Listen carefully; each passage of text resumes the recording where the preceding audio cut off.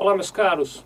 Nós vamos continuar falando a respeito da questão da retenção dos 11%, naquelas operações em que uma empresa contrata a outra para prestar serviços e esses serviços são prestados sob a forma de cessão de mão de obra e estão previstos na legislação como sujeitos à retenção.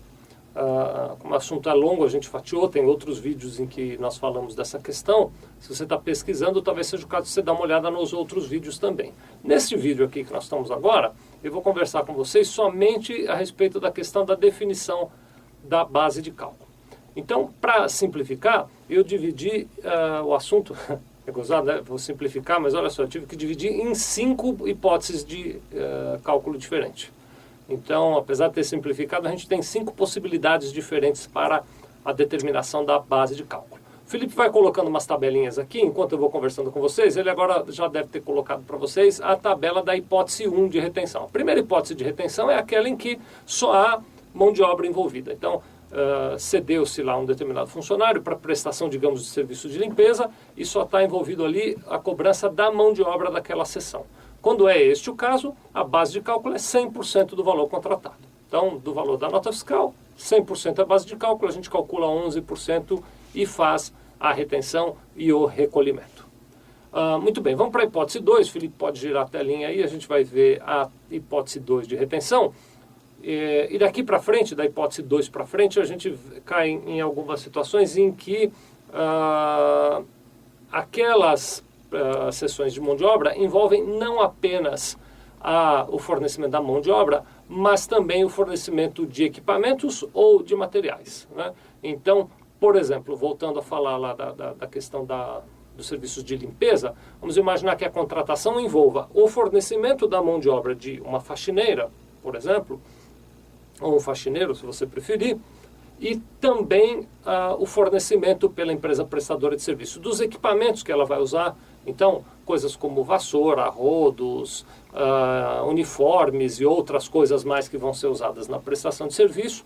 E também o fornecimento dos materiais. Então, o sabão, o detergente e outras coisas mais que a gente usa para limpeza, eu também, como prestador de serviço, vou fornecer. Então, nesse caso, quando eu emito a minha nota fiscal, eu acabo emitindo uma nota fiscal que tem um valor total que engloba não apenas a cessão de mão de obra, mas outras questões.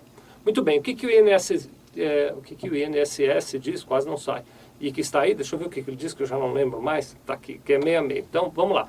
Quando o contrato de prestação de serviços engloba o fornecimento da mão de obra sob cessão de equipamentos e materiais, ou materiais, então, nesse caso, se o contrato não estipular claramente qual é o valor de cada uma das partes, a retenção vai ser calculada sobre 50% do total cobrado. Então, cobrou lá um valor X, pega 50%, aplica 11%. Mas veja, isso está previsto no contrato, tem que estar lá escrito no contrato que vai haver, além da cessão de mão de obra, o fornecimento de materiais e de equipamentos também.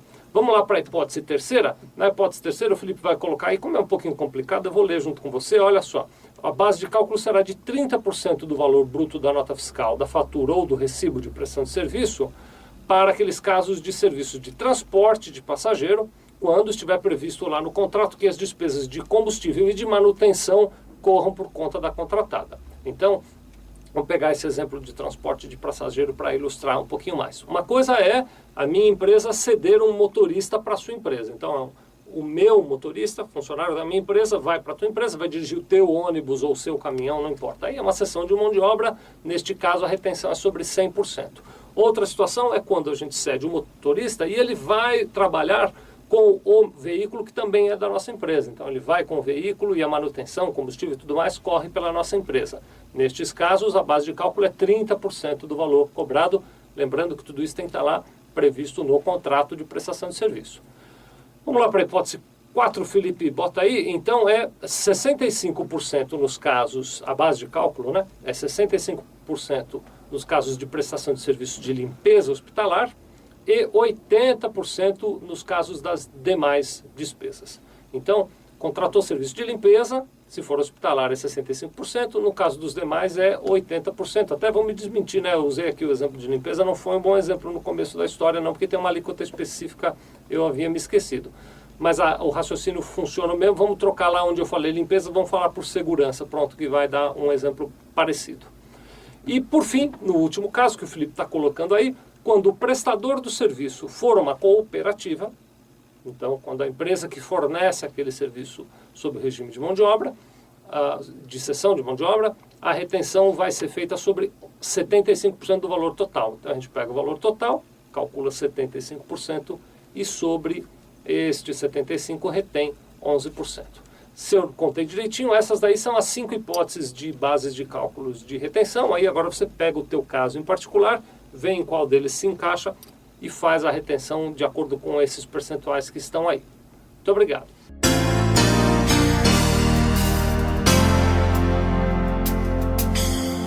Sevilha Contabilidade. Nós vendemos tranquilidade.